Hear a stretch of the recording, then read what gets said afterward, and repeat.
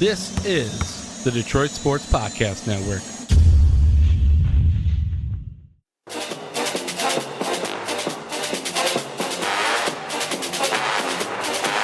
Welcome into the Practice Squad presents the Throwback. Had our first week off, I believe, so sorry to do that. Coming down to the wire here in the 2013 season. I think we've pretty much decided when we wrap this one up, we're going to take a break until after this miserable current Lions season is over. And then we'll jump back in, maybe relieve some stress of the terrible Lions season by enjoying 2014. But 3 weeks to go. This week we have a loss 24-21 at Tampa Bay, a win 40-10 on Thanksgiving against the Green Bay Packers. I'm kind of just going to jump into my first note here. We've talked a lot about both lines this season for very different reasons, and the defensive line came up really big in this one late in the game. But one thing I love about this defensive line is that even when they don't get home, they're still talented as hell. Like Mike Glennon early in this game when he wasn't getting sacked was constantly throwing from pockets where he's got like his left tackle on his back and his right tackle on his front, very tight pockets with nowhere to maneuver. I'm sure very uncomfortable. Mike Glennon was a bigger quarterback, but they cause havoc even when they don't get home. Yeah, I noticed that too. They were bringing the pressure from all over the place. You're right. Early on in this Tampa Bay game, they didn't necessarily get home, but they ended up wearing down that Tampa Bay offensive line. And then right around the second quarter to third quarter, there was this uptick in what this defensive front was doing. And they just were incredible late in this game. Yeah. They're just making Glennon pay. It was absolutely nuts. The problem with this game, and the way we're talking about this, it sounds like this is going to be a win for the Lions. Didn't it feel like a win? Like they should have won this game, but they turned the damn ball over so many times. It was like here's the thing. Matt Stafford gets credited with 4 interceptions, and I think 2 of the 4 probably not necessarily his fault, but he had some really bad throws. Okay, so let's jump right into it. He had one that I don't think he deserved any blame for, like whatsoever. I believe it was to Calvin Johnson, went straight into his hands. Yep. Dropped straight out into corners. He had another one that like was tipped by a receiver, but it wasn't a great throw. I thought the other 2 were brutal. Yeah. And this is one problem I have sometimes. I think both of these games had a very similar theme. I'll share it in this one since the Lions ended up blowing out the Packers in the next one. I had forgotten that Matt Stafford towards the end of this season did start to have a major turnover problem. And that was why when Jim Caldwell came in the following season, he kind of reeled in Stafford, and it caused some issues because he didn't make plays, but the turnovers did need to come down. And this is really the start of, I think, where you see that. Throws 4 interceptions in this one. And like you said, at the bare minimum, 2 of them were completely on him. Mm-hmm. Absolutely. It was frustrating to watch that because it just stalled out so many drives. And so the Calvin Johnson play is a prime example, right?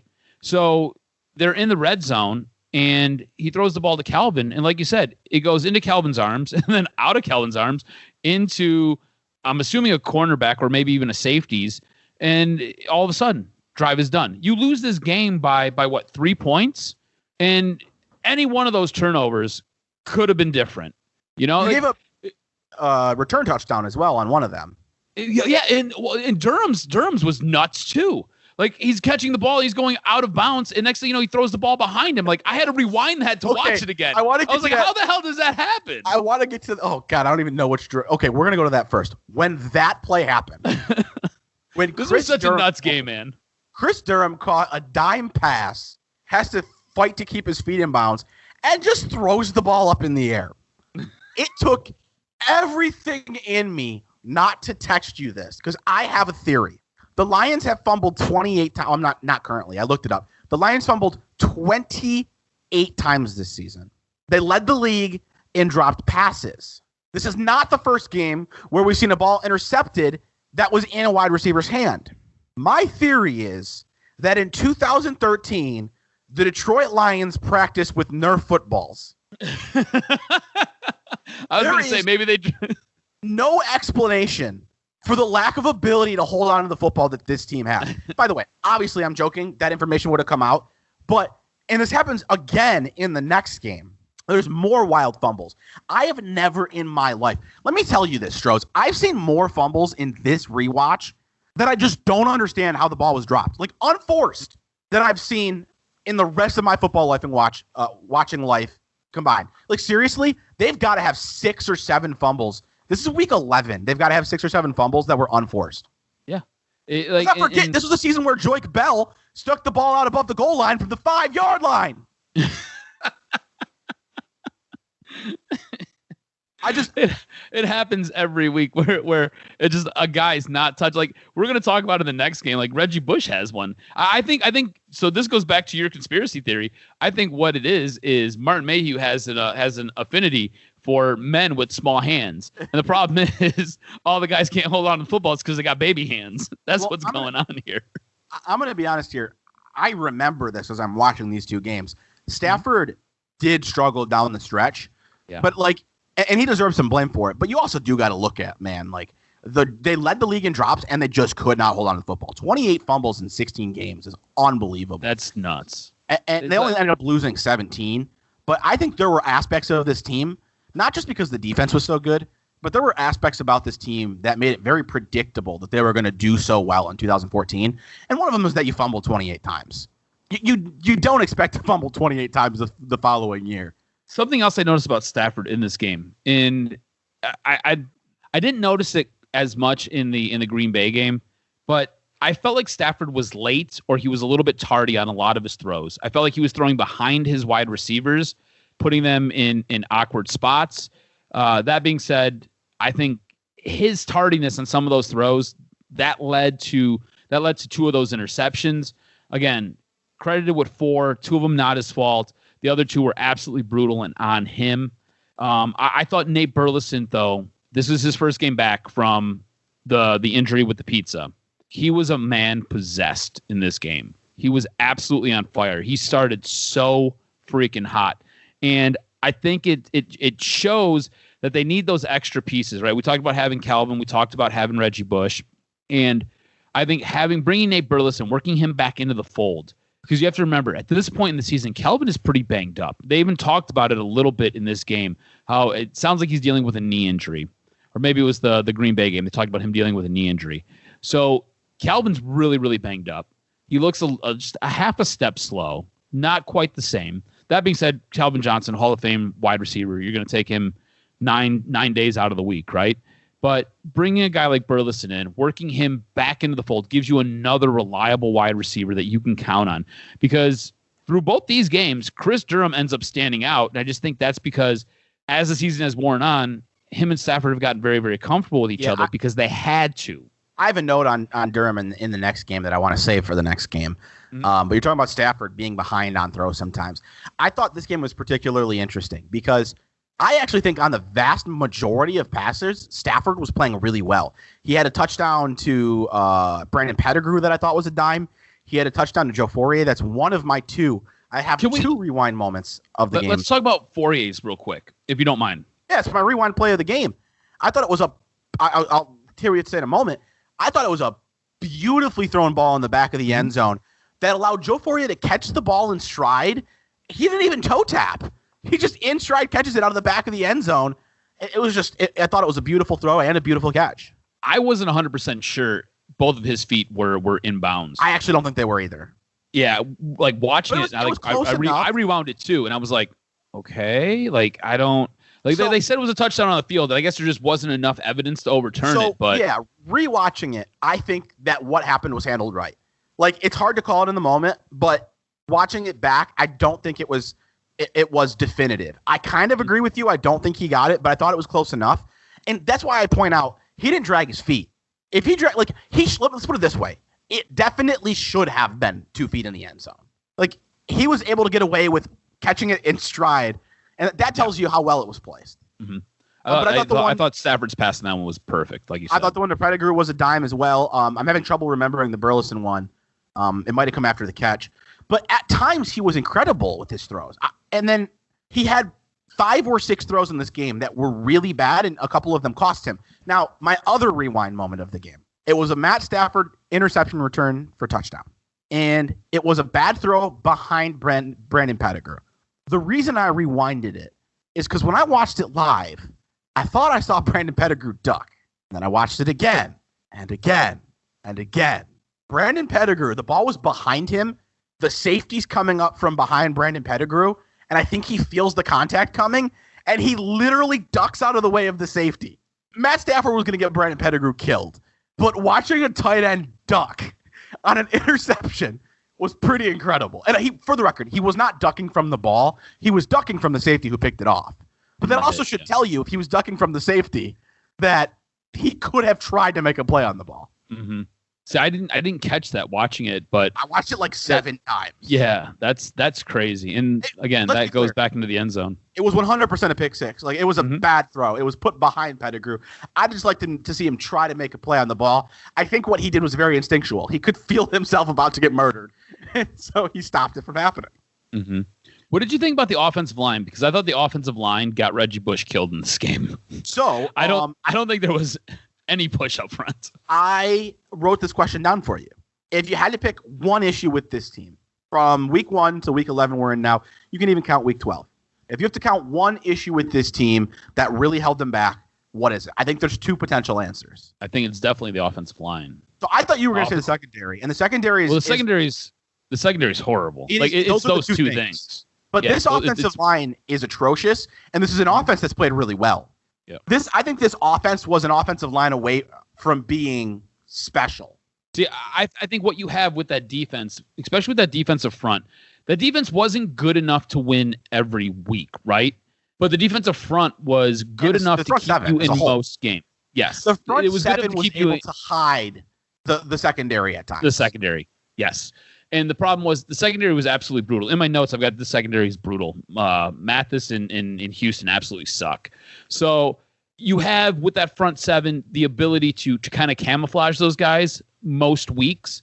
When they get exploited, they really get exploited. Now, the offensive line, I don't know if there's necessarily a redeeming quality about that offensive line. There are some games where they look okay, but for the most part, Matt Stafford is in duress and struggling most of these games. And I think this is another prime example of it because Reggie Bush was getting killed behind the line. It's all boom or bust. If he can get to the second level, he can make something happen.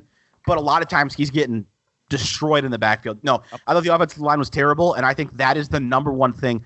This team finished 7-9, and fumbles are probably the number one reason. But if I had to point to a position group, the offensive line held this team back. I'm going to say it. Strohs, this was a playoff team in 2011 and 2014. This should have been a playoff team in 2012 and 2013. The talent on the field should have had a 4-year playoff run. Mm-hmm. I agree with you. It was so bad up front. If you're a quarterback, you're Matt Stafford. How are you going to sit in that pocket as it's constantly collapsing around you? He had a moment in the game where I thought he ran away from the pocket early, which is not something he typically does. In fact, I think he stays too long sometimes. I don't know. I think this I think is an issue with Jim Schwartz as a coach too. I think you have a bad offensive line. I think you have a bad secondary, but I think you also have undisciplined play that bites you in the butt at the wrong times. You have a defense that is overly aggressive, takes stupid penalties, and I think this offense is undisciplined as well, and they take bad penalties. And I think it's a combination of those 3 things, right? Those 2 position groups and then the missed time penalties that really hurt this team and take it out of contention of being that playoff team. And I think that sucks because, like you said, we could have had a 4-year run here where this team was consistently in the playoffs. All right. Before we get to the next game, or do you have anything else before we do studs and duds? No. All right. Who's your stud? Stud's going to be Nate Burleson. I thought he came out like a man possessed. I thought he played really, really well in this game. Honestly, he didn't really stand out to me. When you look at his numbers, it was a good game. I do remember a couple of plays he made where he caught the ball ahead of the sticks on a 3rd down and got to the first down marker, but I don't have a problem with it. He just didn't stand out to me the way my stud did, and that's the defensive line. The Lions turned the ball over twice in on their own side of the field, down 3, I believe both in the 4th quarter, definitely both in the second half, and the defensive line was getting sacks, was getting stops in the backfield on the run. The Lions probably shouldn't have been in this game with all the turnovers they had. They lost the turnover battle, 5-0? Yeah. They lost the turnover battle 5-0, and they only lost this game by 3. And I think the defensive line is single-handedly the reason for that. Bobby Rainey, as we know in hindsight, ended up being useless. But they still held him to under 2 yards of carry as the primary running back. And I think that says something. It was funny because the commentators were talking so highly about Bobby Rainey. And I'm like, yeah, they were. Bobby Rainey wasn't very good. This whole Buccaneers team, this is a bad team. It's impressive. I don't know what they finished with, but they're 3-8 after this game. Mike Glennon at quarterback, Bobby Rainey the running back. Vincent Jackson was fine. I don't know that he was ever a good number 1 wide receiver, but he was. Dude, awesome. I forgot that Vincent Jackson played for Tampa Bay. Like when they announced it, I was like, I remember him playing for the Chargers. Yeah, I was like, I totally forgot he played for Tampa Bay. Yeah, and he was fine. Like I think he was a competent number 1, but not an exciting number 1. And then number 2, was it Tyquan Underwood or was it Tim Wright? I don't know. Bro, I don't remember. Tim Wright, like Tim Wright feasted all day long in this game. Like Tim Wright had some big catches. Existing. You know, like Tim Wright was brought in as a Lions tight end at one point. Oh, like, tight end? I didn't know. Yeah, he was a tight end. Yeah, no, he's no a wonder. tight end. All right, who's your dud? Dud is going to be the secondary. I felt like they got picked apart. I was going to go receiving core, but I'm going to go secondary. Secondary was not very good in this game. All right, I'm going to go Stafford. I thought he deserved 2.5 interceptions on this one. Mm-hmm. He wasn't as bad as his stat line reads, but if he holds onto the ball, if he takes care of the football, they win this game, and he didn't do that. I can't tear him apart for this game, but I definitely thought it was an underperformance for him. All right, moving forward, a very memorable game. The Lions win 40-10 on Thanksgiving against the Packers. Before we get into it, why do you remember this game? Do you know the answer? I don't think so. Okay, so I was gonna go there, and I don't want to get too deep into it because I don't, It's so very. Here's the thing. I was watching this game, and I'm like, B says it's a memorable game. I'm watching it. Well, and I'm like, memorable. It was memorable. Not what happened necessarily was memorable. It's memorable for me because of personal stuff, but it's also memorable because they won by 30 on Thanksgiving. They did. But like normally, like you'll watch a game and like there'll be either a jarring moment that kicks a memory loose. And you're like, okay, now I remember this game, or there'll be like something that happens. But I don't remember this game at all. I think a part of me, do they blow out the Pack? Yeah, they blow out the Packers in 14, I believe. And I think a part of me put those two games together because I remember a safety. No, safety was in this game. So I do remember that safety by Sue. But I don't want to bring down the excitement of this podcast. But the reason this game is memorable for me is because this Thanksgiving for me was spent half in the hospital with my mom and half with family, the rest of my family for Thanksgiving. And my mom passed away, I think, 3 weeks later. And we knew that when she was in the hospital for Thanksgiving. So I didn't even watch this game that closely. I was probably more so watching the score and keeping an eye on it. I definitely remember like being at the hospital, seeing this game on and like watching the score. But I think it's probably a combo of I remember the Lions blowing them out on Thanksgiving. Keep in mind, their playoff hopes are still alive too. This win pushes them to 7-5. So while the game itself may not be memorable, I think blowing out the Packers at home on Thanksgiving with your playoff hopes somewhat on the line, if they lose this game, they're 6-6. This is 7-5 versus 6-6, but it also has very much memorable ties for me. What do you think about, so like as this game unfolded and at the end of it, I felt like this game would have been very different if Aaron Rodgers played. I felt like if Aaron Rodgers played this game, it would have been an absolute shootout. I see you smiling. What are you smiling about? I was reading my notes. Oh, okay. I was reading my notes. I didn't remember. So normally, pull back the curtain real quick. Normally, I watch at least the second game the day that we do the podcast. Mm-hmm. But because of the timing and how we've moved things around, I watched these both yesterday. Mm-hmm. So I don't remember my notes quite as well. And the first 3 words that I wrote for this game were "fuck me sideways." Do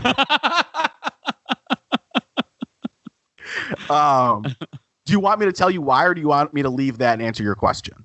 I mean, let's tease that. You can tell me after. Yeah, I'll get into why "fucking sideways" was my first note a little bit later. Oh man, I'm gonna say, of course, it's different if Rodgers plays. Rodgers at this point in his career, I mean, he's still one of the best ever, but I think he's maybe lost a bit of a step, maybe a half step at this point in his career. But this 2013 man was the best quarterback in the league. Matt Flynn got signed to be a starter and lost his job to a 3rd-round pick who obviously went on to become an elite quarterback, but, very different quarterbacks. I'm sure it's much different. That being said, this era Lions team and this defense did give Aaron Rodgers trouble. I think the Lions probably still win. And Stafford threw a couple more interceptions in this one, which is what kind of jolted my memory that he had some trouble with turnovers at the end of the season. But outside of those couple turnovers, I thought he was a beast in this one. And the offense, once the offense got clicking in this game, there was no stopping them. So I do believe it's a different game. You don't win 40-10. I think you probably still win this game. And I wouldn't be surprised if you still win this game by two possessions. See, I felt like that offense, once it got going, the only thing that could derail them was themselves. It was either turnovers or it was fumbles or it was interceptions, like whatever the case may be. I felt like this offense was a hot knife through butter, just slicing up this Green Bay defense. Like Green Bay did not have an answer for what Matthew Stafford, Reggie Bush, Calvin Johnson, when he was available to play, even a guy like Chris Durham was making ridiculous circus catches in this game. People, I would say, made really good plays in this game in the receiving corps. Calvin Johnson, Chris Durham, Reggie Bush, Kevin Ogletree had one of the more beautiful Lions touchdowns ever. And I remembered it. Did you not remember that Kevin Ogletree catch? No. So when I saw it, I had totally forgotten it. Yeah. Like, let me put it this way. If you're listening to us and you're not watching along with us, which I don't expect you are, I say that Kevin Ogletree touchdown, and you do not remember it. But tell me this. It was one of the prettiest touchdowns you've ever seen. Beautiful. Absolutely beautiful. And I watched it and went, oh, my God, I forgot about that play. Mm-hmm. Holy crap. He made an incredible play. And how about this? Jeremy Ross in the offense, I thought, made couple good plays. In my notes, I have Jeremy Ross is having a day, whether it be on special teams. Plays, but I thought they were both very good. Both huge. He was such a contributor on special teams. It was absolutely nuts. Like he had, I felt bad for him because he had this monster return, and then it gets called back because there was like a block in the back or a holding on one of his kickoffs. He got it all the way down to I think like the 12-yard line, and then they had to bring it back. But he had an amazing day, and he was going against his former team, and he just showed up and shelled out. It was great. And I think this is in Philadelphia. The next game we're going to do, he gets a kick return touchdown. Here's a question for you. What did you think of the DeAndre Levy personal foul in the third quarter? So there's a play where Green Bay throws the ball. Matt Flynn throws the ball to, I want to say it was a tight end. And it was just a guy. Throws the ball to a guy. And it's like a crossing route between the two players, right? So DeAndre Levy's going one direction. The tight end's going the other direction. Levy kind of leans with his shoulder. Their helmets do touch, but it's like a grazing, glancing blow. It wasn't like he led with his helmet. He ends up getting called for a personal foul there. I thought it was complete BS. Honestly, it didn't even stand out to me. I don't even remember it. Okay. I was just wondering if that caught your attention at all. Like I just remember seeing that. And I'm like, man, this is such crap. The only play I remember, did he have an interception in this one? Yeah. Yeah, I remember the interception, and I saw the flag and thought it was on him, but it was a false start, or it was something on the offense. Mm-hmm. I don't remember that play, to be honest with you. So you want to hear what my fuck me sideways is about? Yes, please tell me. You have any guess? No, I have no clue. I have no clue. Reggie Bush fumble. Oh, dude. So let me flip back a page for my notes. Because I came up with my the Nerf football theory before watching this game. Dude. I wanted to text you that while I was watching the Tampa Bay game, and then Reggie Bush went and dropped a ball to stupid way. Dude, he like totally again another drive that just gets squandered. No, fuck me sideways. Why the fuck can't this team hold on to the football? And then I looked up some stats. Second in the league in fumbles lost, fourth in fumbles recovered. 2-6 in one-score games. They fumbled 28 times. The reason I included all those stats, one-score games is a very predictable stat for the future. Usually you're going to go about 500 in one-score games. They went 2-6. And fumbles lost versus fumbles is another one. They fumbled 28 times, lost 17 of them. Because fumble recoveries are basically a complete crapshoot. So, again, you'd expect to go about 50-50. And they recovered only 11 of the 28.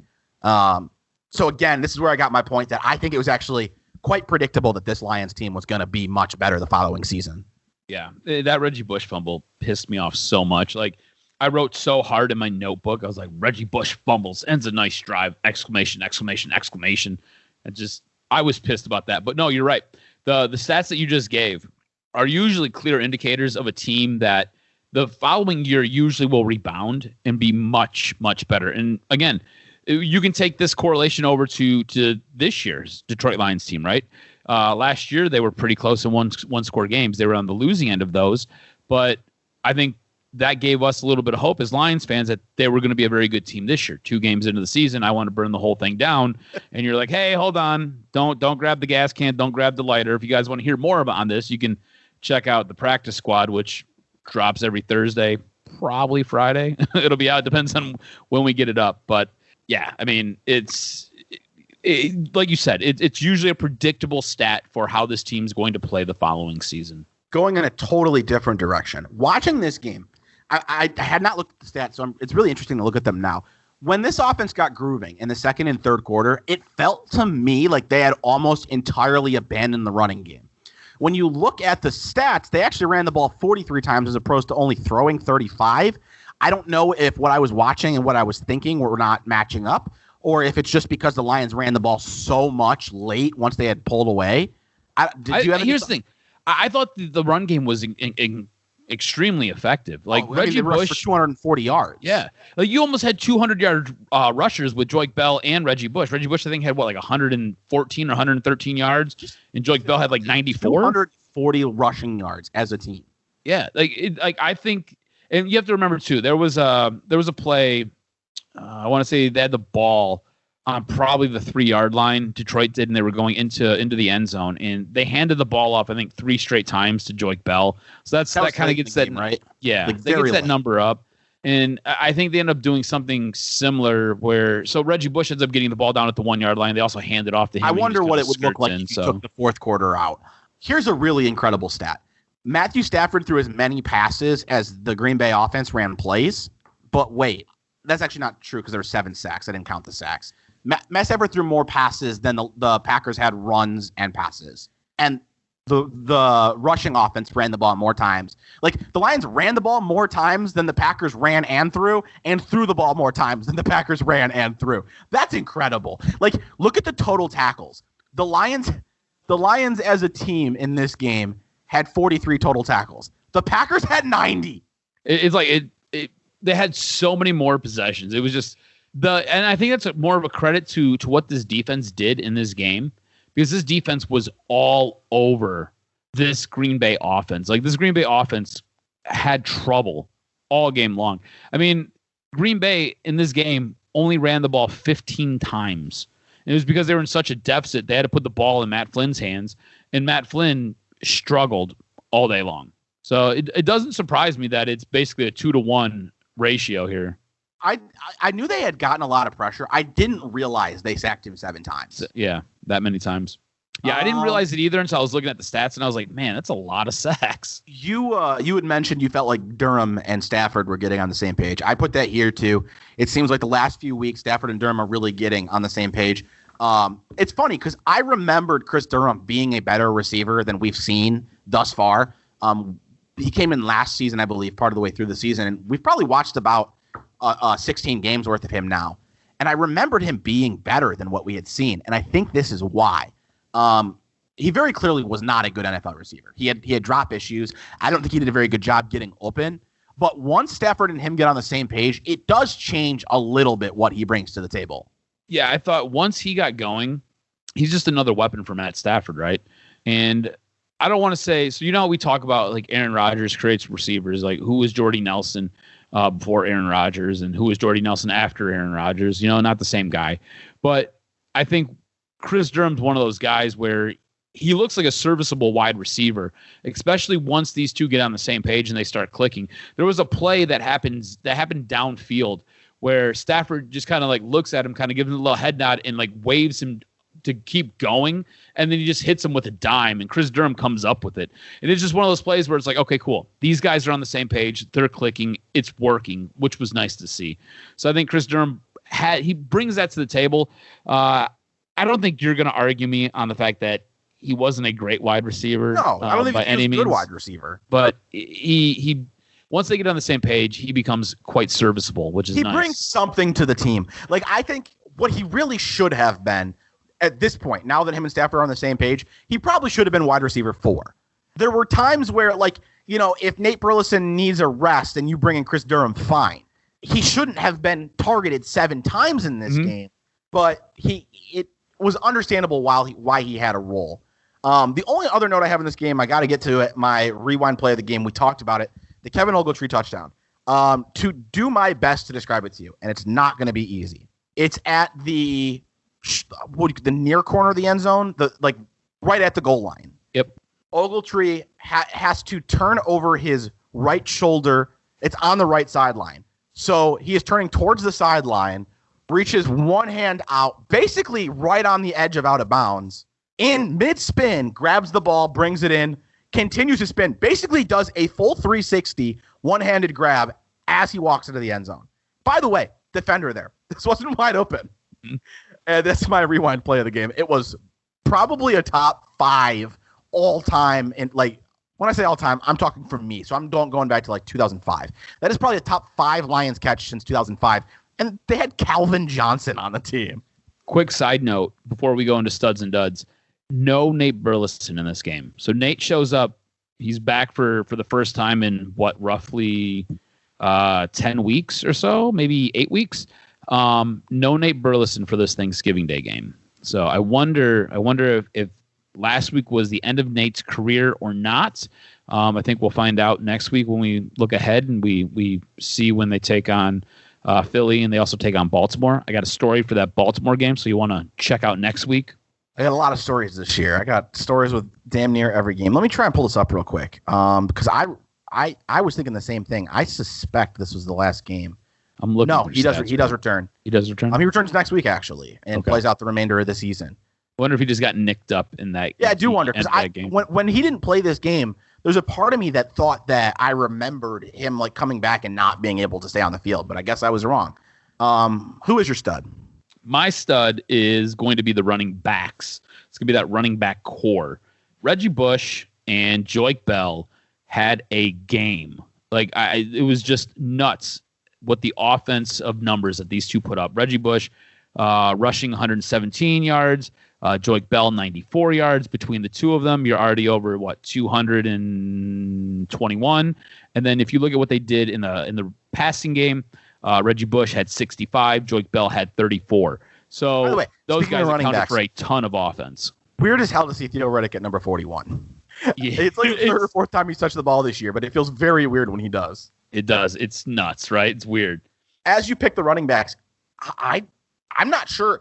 This is a really hard week because I think you could pick anything. Bro, I had defense. I had Jeremy Ross. I had running backs. You go ahead. Just throw a dart at a board and whatever going with lands Stafford on. Because I thought he did have those 2 interceptions, but I thought aside from those 2 throws, he was their biggest reason. The running game was good.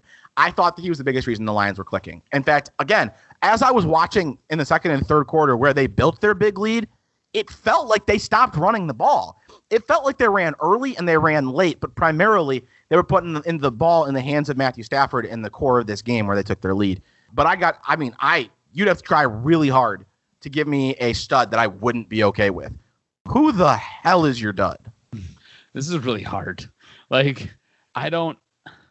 want to give it to Brandon Pettigrew, and I don't know why. I have Pettigrew down here, but I don't have any reasons to give it to Brandon Pettigrew. He was such a small part of this offense. I think I'm going to end up giving it to the offensive line, though. There was a play in here where Matt Stafford is stripped of the ball, and it rolls in the end zone, and that offensive line basically just opened up, and it was like a turnstile at Cedar Point. Everybody just ran through it, and they got to Matt Stafford. That's how Green Bay gets their touchdown, is basically by stripping the ball from Matt Stafford's hands. They scored 10 points in 7 seconds. It was nuts. Do you want to know how good this game was? Yeah. My dud is Sam Martin. Come on, man. Sam Martin's having a hell of a year. Because he had that one bad kickoff or that one bad punt? He had 2 bad kickoffs. Didn't he had 2 kickoffs go out of bounds. And he had a 33-yard punt. He shanked a punt. He did shake a punt. 33 is not really a total shank, but that was his only punt this game too. I don't know where else you go with it. Or if you want to go to kickers in general, because David Akers missed one in this one. And it's funny. I don't want to get too into the current Lions, but I think with kickers, you can feel when the end is coming. Mm-hmm. I felt it with Jason Hanson. I knew his last year was his last year. I think watching David Akers, You like feel that it's his last you feel year. it. Yeah. That doesn't mean like Jason Hansen's last year, he was fine. You just knew that it was coming to an end. Same thing with David Akers. He's not brutal, but he's not the reliable guy you know and love. Mm-hmm. Nope, exactly. Are there in 2020 with Matt Prater. And I hope I'm wrong. We've watched 2 years, but you don't look the same guy in 2020 either. So if you want to give to Akers and Sam Martin, I'm fine with that. But I mean, the defensive line was great. The running game was great. Quarterback was great. The wide receivers were great. And the two positions where you normally have a problem, offensive line, well, Stafford was sacked once and you ran for 250 yards. So I have a hard time giving it to your offensive line. And the other one, the secondary, well, Matt Flynn completed 10 passes in a whole football game. Like, I don't know how to give this to anybody. But honestly, thankfully for me, Sam Martin did have a bad game. Like, honestly. Because if he has a good game, I think anything else would have been forced. And, like, here's the thing. Just to kind of highlight what Matt Stafford and what that receiving crew did in this game. Matt Stafford targeted 9 different guys. 9 different guys came away with at least 1 reception in this game. You had a guy like Dorian Dickerson, who he caught a 26-yard pass. No idea who the hell he is. I don't even remember him. Yeah, I don't remember Dorian. Who the hell is Dorian Dickerson? He's got a great name, but I don't remember who the hell he is at all. He had 11 career receptions. Well, there you go. 10% of his career right here. We watched it. Don't remember. 9 in Buffalo the year before and 2 in Detroit. So you got you got to watch. I don't remember it, but you got to watch 50% of his career as a Detroit Lion. And mind you, I just watched this the other day. And I don't remember him making a play. Oh man, I don't either. I don't think I caught. You know what I do? You know what I remember? I remember watching a tight end catch the ball and run fast and go, "Who the hell is that guy?" I didn't hear his name or get to see it, but I remember watching a tight end I didn't recognize catch a ball, going, "Who the hell is he?" That was Dorian Dickerson. But you know what? We're gonna wrap it up here. If Sam Martin had a good game, I think I would have picked Sean Hill, who kneeled the ball twice. This was a complete game. This was one of those games, which is so frustrating, right? We just came off that Tampa Bay game where they probably should have won that game, but they blew it, to this game where they just annihilated Green Bay. Oh boy, you want to talk about memorable life reasons for the next couple of games. Woo! Strohs, I'm going to try my best to not get too into it here, but like part of this is our life experiences too, right? Mm-hmm. These next 2 games are very, very memorable for life reasons. So we'll share that. We'll enjoy going through the rest of the 2013 season. Thanks for hanging out with us.